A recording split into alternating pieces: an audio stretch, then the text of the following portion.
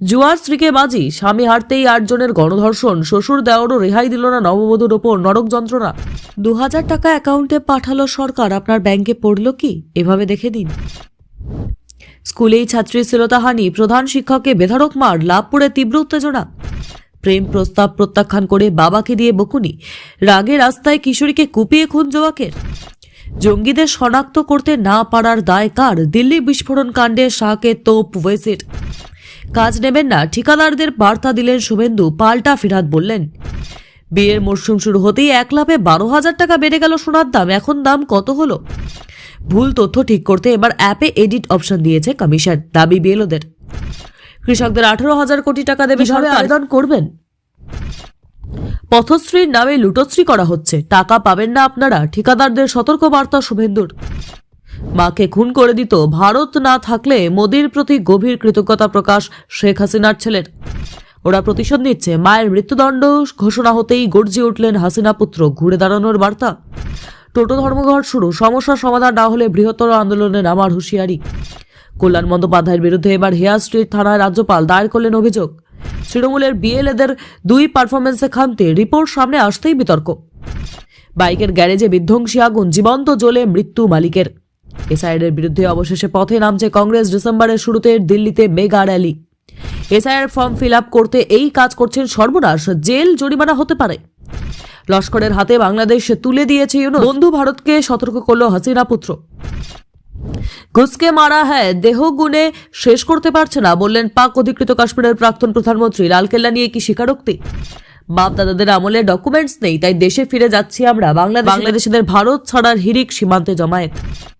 পরিত্যক্ত ব্যাগ থেকে উদ্ধার নরকঙ্কাল, এনআরএসের ডাক্তারি পড়ুয়া করলেন রহস্যভেদ। দেবে নাকি দেবেই না, আদালতের নির্দেশের পরেও কেন বাংলাকে 100 দিনের কাজ দিচ্ছে না?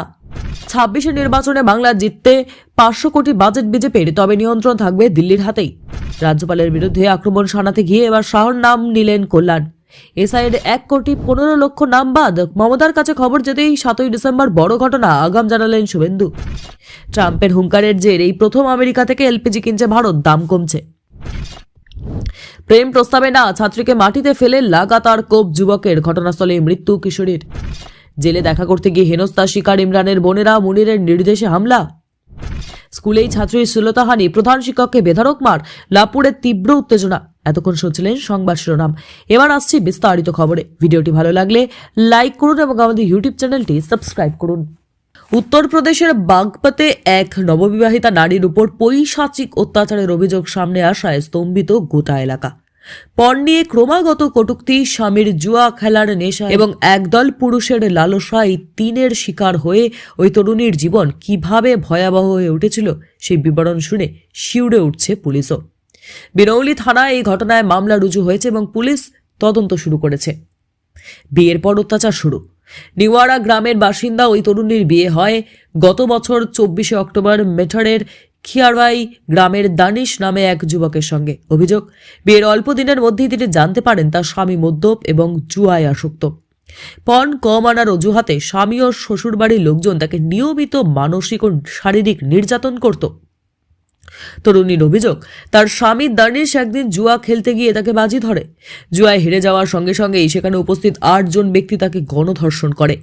নির্যাতিতা 3 জনকে শনাক্ত করতে পেরেছে, তারা হলেন গাজিয়াবাদের বাসিন্দা উমেশ গুপ্ত, মনু ও অংশুল। শ্বশুর ও অন্য আত্মীয়দের বিরুদ্ধেও ধর্ষণের অভিযোগ।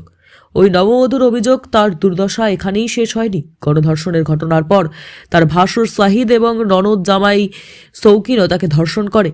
সবচেয়ে চাঞ্চল্যকর অভিযোগ উঠেছে শ্বশুর ইয়ামিনের বিরুদ্ধে।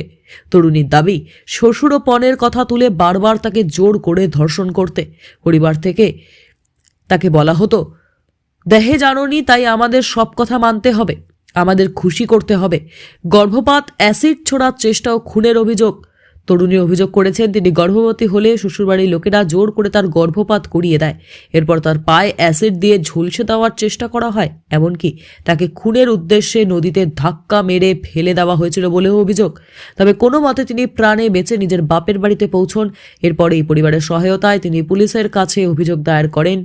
মামলা তুলে নিতে চাপ পুলিশে, তদন্ত শুরু।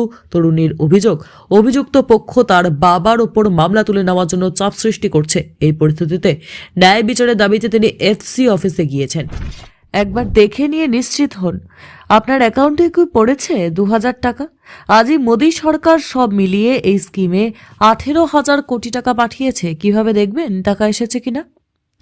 আজই এই টাকা পাঠিয়েছে সরকার। প্রধানমন্ত্রী নরেন্দ্র মোদী বুধবার তামিলনাড়ুর কোয়েম্বাটোর প্রধানমন্ত্রী কিষাণ সম্মান নিধি প্রকল্পের 21তম কিস্তির উদ্বোধন করেছেন, যার মাধ্যমে 9 কোটিরও বেশি কৃষককে 18,000 কোটি টাকা বিতরণ করা হয়েছে। এই প্রকল্পের আওতায় যোগ্য কৃষকরা প্রতি 4 মাসে 2,000 টাকা পান। সব মিলিয়ে বার্ষিক মোট 6,000 টাকা দেওয়া হয় এই স্কিমে। মানে সরাসরি এর মাধ্যমে তাদের ব্যাংক অ্যাকাউন্টে পাবেন ক্রিকেটাররা। আজ কোনো অনুষ্ঠানে এই টাকা বিতরণ। আজ এই অনুষ্ঠানের সময় প্রধানমন্ত্রী মোদী দক্ষিণ ভারত প্রাকৃতিক কৃষি সম্মেলনেরও উদ্বোধন করেছেন। এর আগে 20তম কিস্তি অগস্ট মাসে দেওয়া হয়েছিল, যার ফলে 2.4 কোটি মহিলা কৃষক সহ 9.8 কোটিরও বেশি কৃষক উপকৃত হয়েছেন। প্রথম 20টি কিস্তির মধ্যে প্রধানমন্ত্রী মোদী এই প্রকল্পের আওতায় 3,90,000 কোটি টাকারও বেশি বিতরণ করেছেন।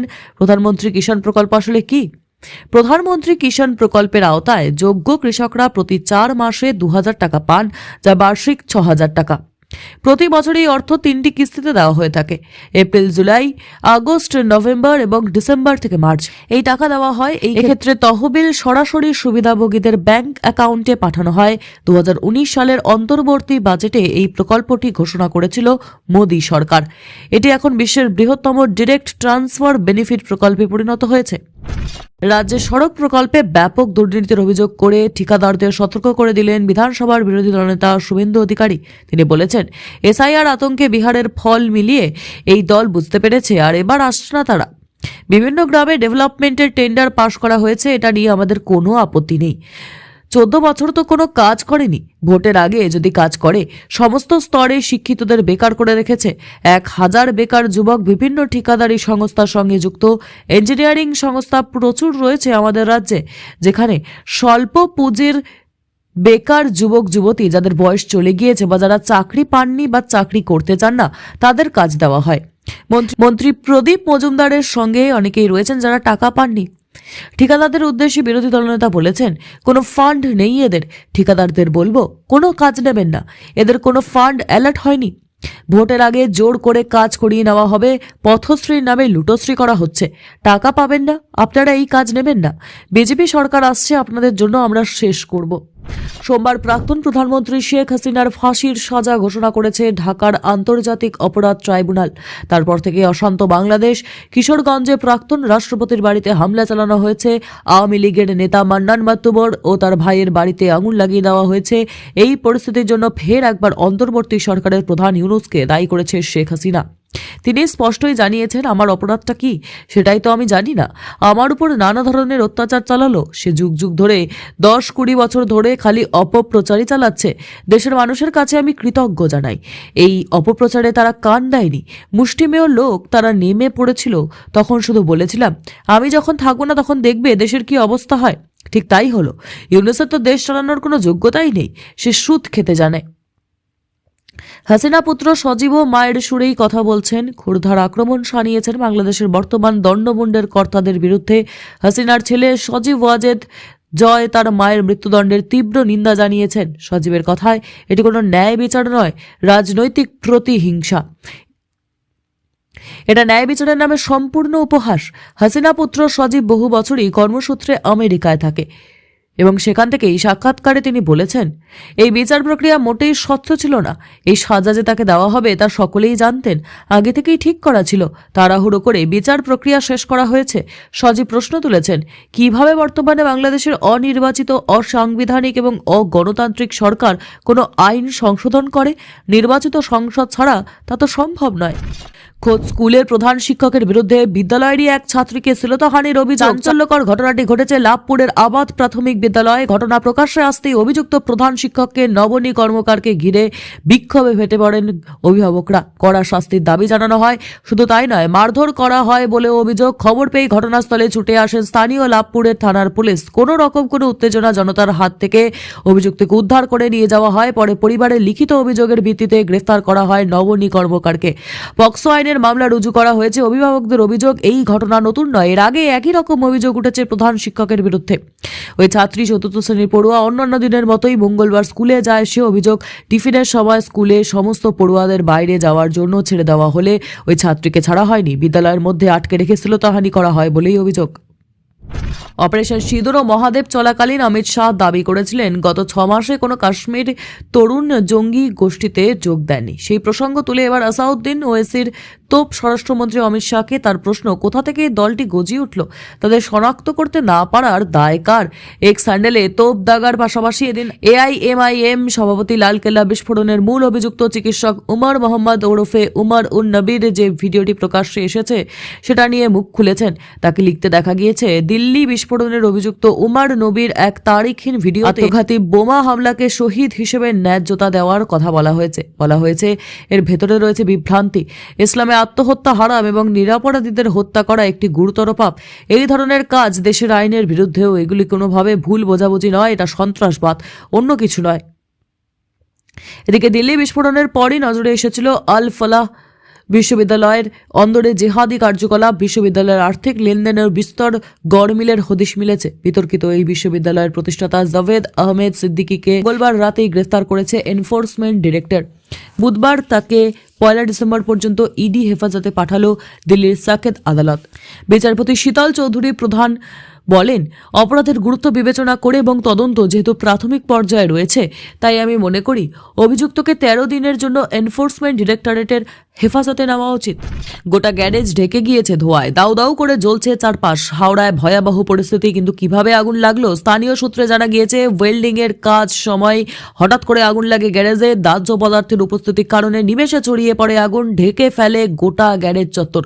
ঘটনা হাওড়ার মৌরি গ্রামে। সেখানে এক বাইকের গ্যারেজেই লাগে বিধ্বংসী আগুন। তড়িঘড়ি ছুটে আসে দমকলে 2টি ইঞ্জিন। ক্ষণিকের মধ্যেই আগুন নেভানো হয়, কিন্তু ততক্ষণে হাতের বাইরে বেরিয়ে যায় পরিস্থিতি। জীবন্ত জ্বলে ওঠে গ্যারেজের মালিক। 2024 সালের জুলাই বিপ্লবের চরম অশান্ত মুহূর্তকে তার মাকে হত্যা করার চক্রান্ত হয়েছিল, কিন্তু ভারত সরকারের কারণেই তা আটকানো সম্ভব হয়। বাংলাদেশের আন্তর্জাতিক অপরাধ ট্রাইব্যুনাল সে দেশের প্রাক্তন প্রধানমন্ত্রী শেখ হাসিনার মৃত্যুদণ্ড ঘোষণার পরে এই প্রথম সংবাদ মাধ্যমের সামনে মুখ খুললেন হাসিনা পুত্র সজীব ওয়াজেদ। সজীব, যাকে হাসিনার পরবর্তী রাজনৈতিক উত্তরসূরি হিসেবে মনে করা হয়, সেই জয় ভারত সরকারের প্রতি কৃতজ্ঞতা প্রকাশ করে বলেন, ভারত সবসময় খুব ভালো বন্ধু। সংকটের মুহূর্তে ভারত আমার মায়ের প্রাণ বাঁচিয়েছে। সময় মতো উনি বাংলাদেশ ছেড়ে বেরোতে না পারলে সন্ত্রাসীরা ওকে মেরে দিত। সজীবের কথায়, আমি ভারতের প্রধানমন্ত্রী নরেন্দ্র মোদীর সরকারের কাছে আজীবন কৃতজ্ঞ থাকবো আমার মায়ের জীবন বাঁচানোর জন্য।